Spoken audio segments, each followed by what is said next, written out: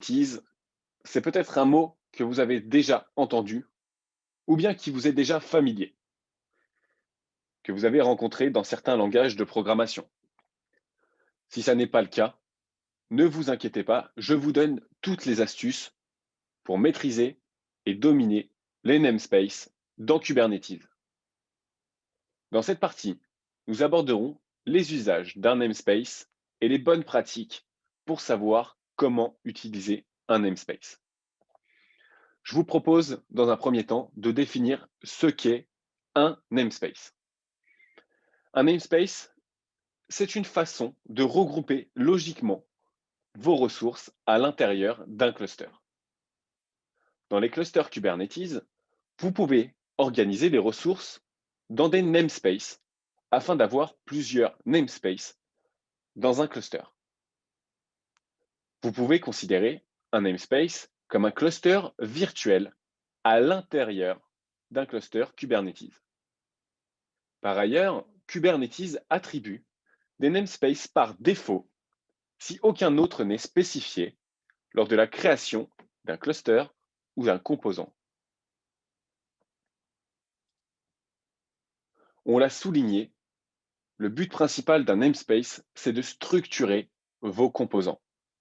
Imaginez que vous n'ayez que le namespace par défaut fourni par Kubernetes et que vous créiez toutes vos ressources dans ce namespace par défaut.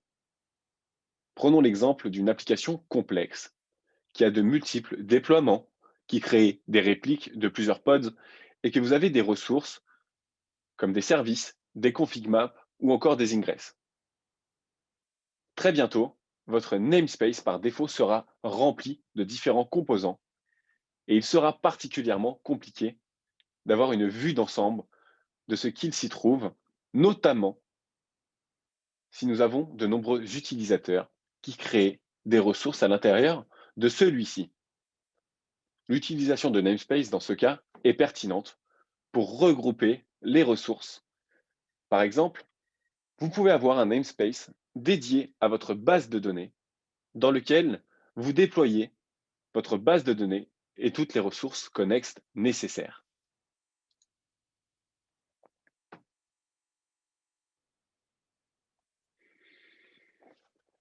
Les namespaces permettent également d'éviter les conflits entre les équipes.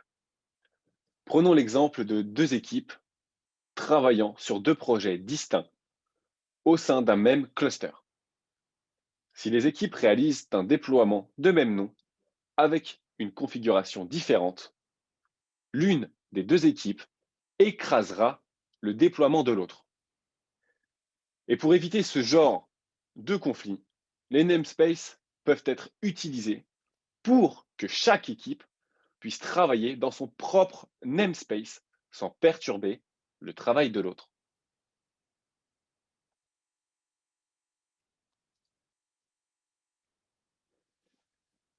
Les namespaces permettent également de limiter l'accès à certains projets dans un cluster et de limiter les ressources au niveau des namespaces.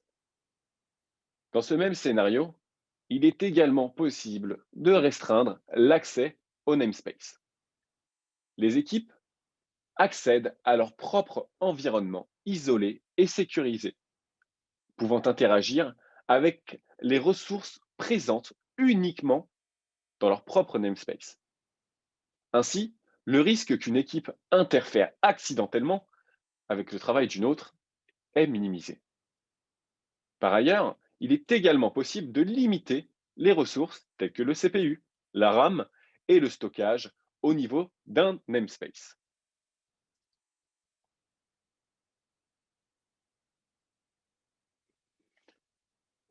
Il est possible également, grâce au namespace, de partager des ressources entre différents environnements. Imaginons un cluster sur lequel nous souhaitons héberger l'environnement de pré-production et de production. Ces deux environnements ont besoin d'un composant Nginx.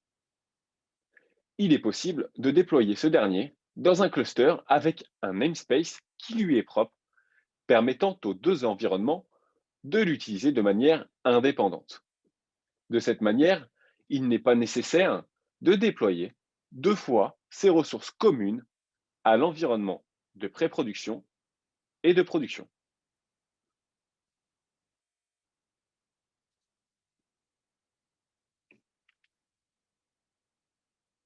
Il est possible d'accéder, grâce au namespace, au service dans un autre namespace.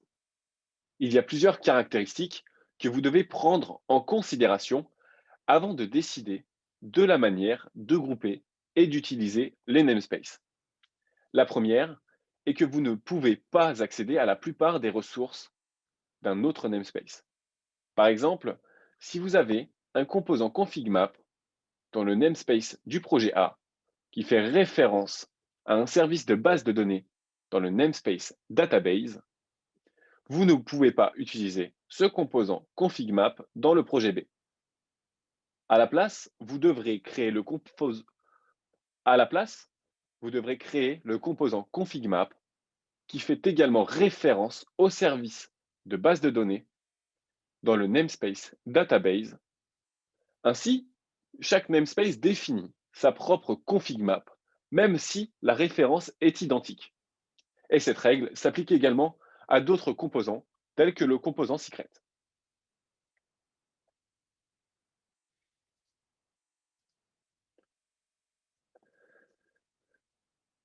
Alors, il y a certains composants qui ne peuvent pas être créés dans un namespace.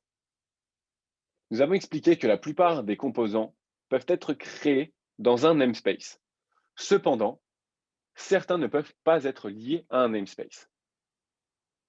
Les ressources telles que les volumes persistants et les nodes vivent globalement dans le cluster et ne peuvent pas être isolées ou placées dans un certain namespace. Elles sont accessibles dans l'ensemble du cluster parce qu'elles ne se trouvent pas dans un namespace.